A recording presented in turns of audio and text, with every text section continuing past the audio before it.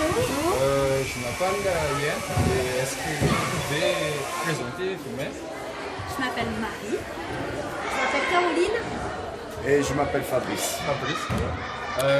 Première question, qui sont les Plumes sans frontières? C'est une association, une ONG, qui depuis 20 ans donne des spectacles gratuitement pour des enfants dans des pays en difficulté ou après une guerre.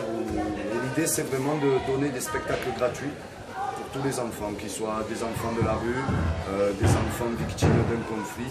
Tous les enfants sont les mêmes pour nous. Et de mélanger aussi des artistes du pays dans lequel nous allons avec des artistes français. Enfin, il y en a dans beaucoup de pays, hein, que nous sans frontières, en Espagne, en Suède. Enfin.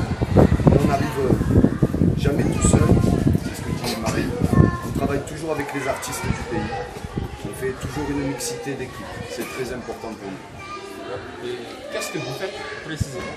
Qu'est-ce que vous faites Alors nous arrivons dans le pays, on monte... On ne se connaît pas forcément, là on arrive et on se rencontre une fois à Paris, parce que là c'est Plumes sans frontières France.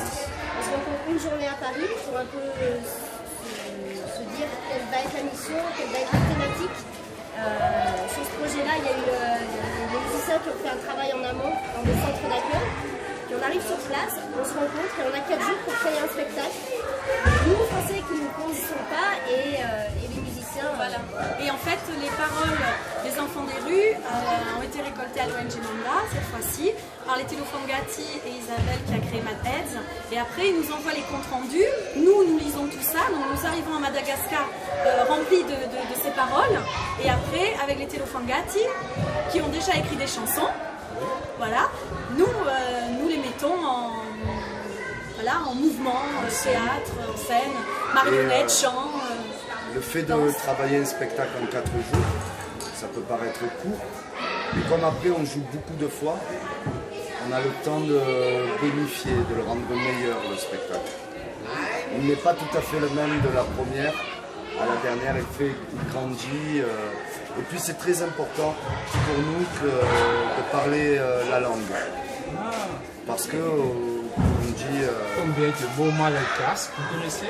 On connaît beaucoup, ça fait beaucoup de fois. Ça fait longtemps. Ça commence, mais si les malgaches font l'effort de parler français, les Français doivent faire l'effort de parler malgache. Ici un peu de parler malgache. Ah, tu dis claro mure!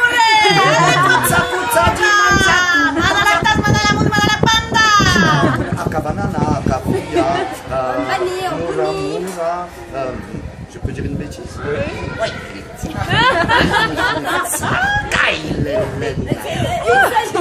Pardon, Azafati. Puera. Ah, j'ai demandé.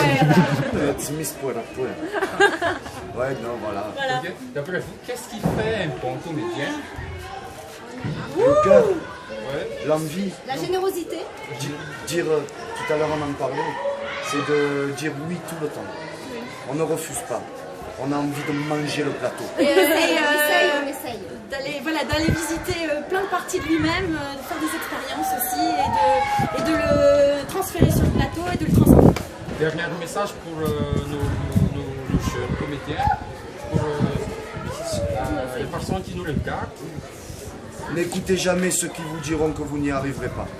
Allez-y, foncez. Pensez et faites parler votre cœur et connectez-vous avec ce